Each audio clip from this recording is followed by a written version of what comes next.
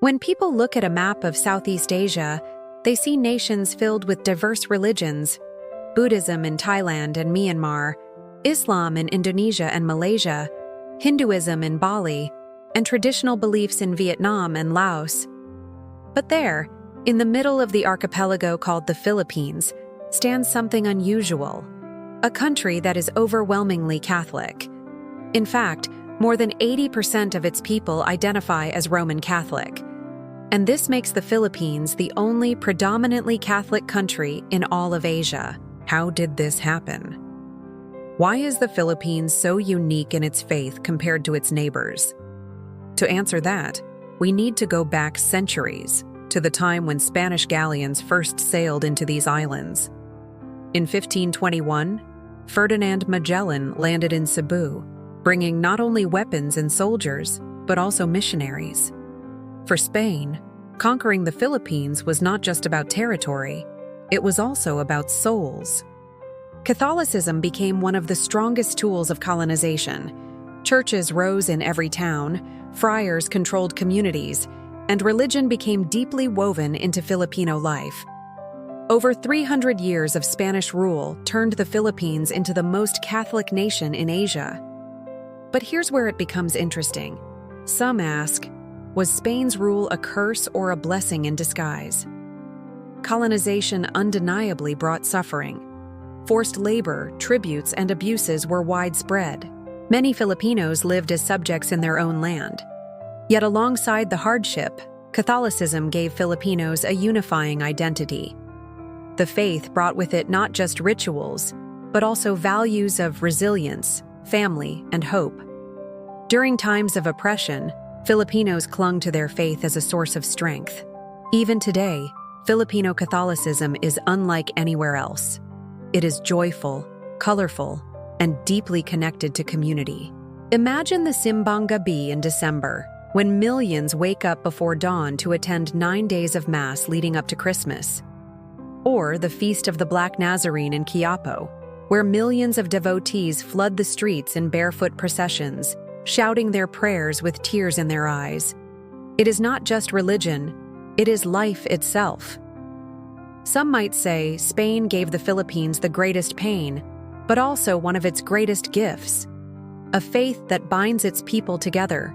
Perhaps in a strange way, Spain was both conqueror and teacher, bringing something that would remain long after the empire crumbled. And then came the Americans. After Spain lost the Philippines in 1898, the United States took over. The Americans looked at the Philippines with curiosity, and sometimes with humor. They noticed the deep Catholic faith, the Spanish surnames, the fiestas, and the love for family gatherings that resembled Mexican traditions. That's when some Americans began jokingly calling Filipinos the Mexicans of Asia. And in many ways, it makes sense.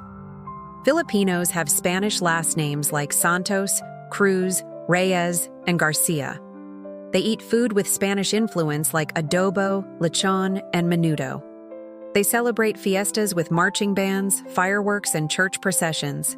To an outsider, it feels like Latin America somehow landed in Asia. But instead of being an insult, many Filipinos laugh at this comparison because it's true, and because it shows how unique their culture really is.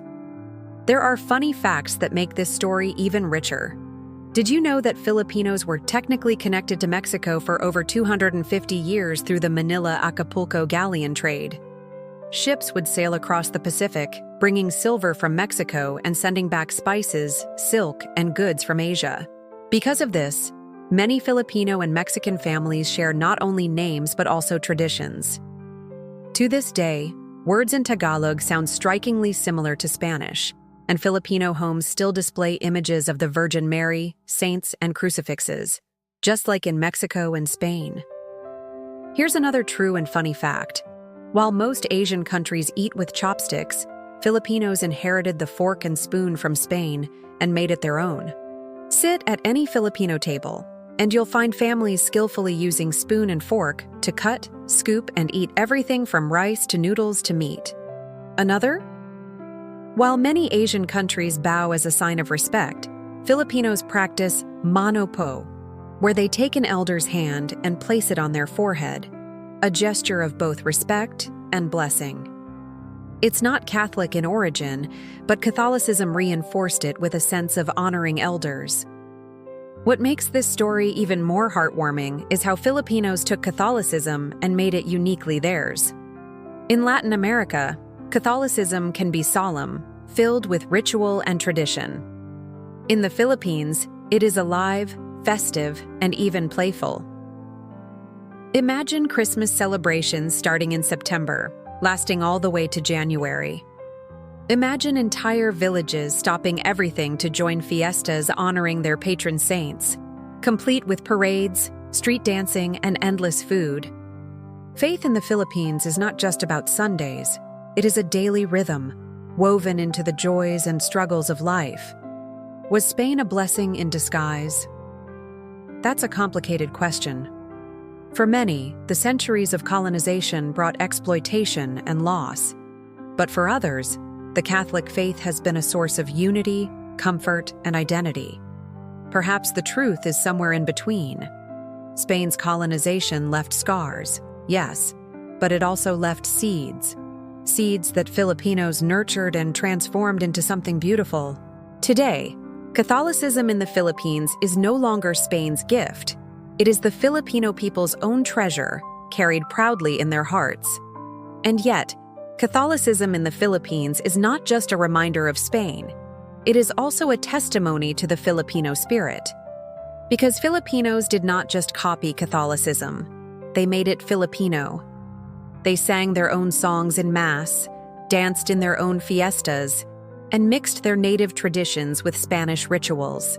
The result is a faith so alive that visitors from Europe and the Americas often say, "The Catholic Church is more alive in the Philippines than anywhere else." Even Pope Francis himself has said he admires the deep faith of the Filipino people. Every time he visits, millions flood the streets just to see him.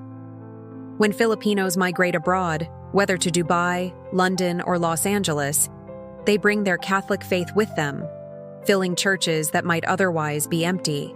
In a way, Filipinos are keeping Catholicism alive in the modern world. And here's the heartwarming part. What started as colonization turned into connection. Today, Spain and the Philippines share a friendship rooted in this faith. Spanish churches still inspire Filipino architecture. Spanish saints are honored in Filipino towns.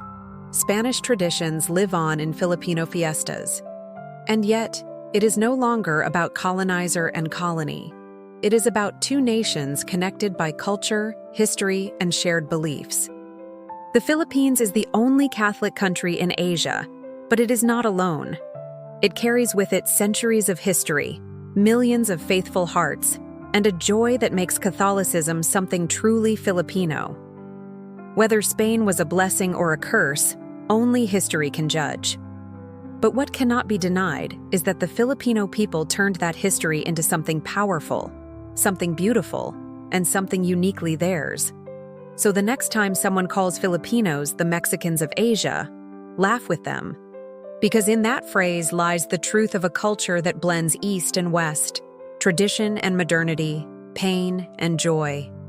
The Philippines may be the only Catholic country in Southeast Asia, but it carries a faith that belongs not to Spain, not to America, but to its own people. A faith that shines as brightly as the Christmas lanterns that fill its villages every December, and as warmly as the Filipino heart itself.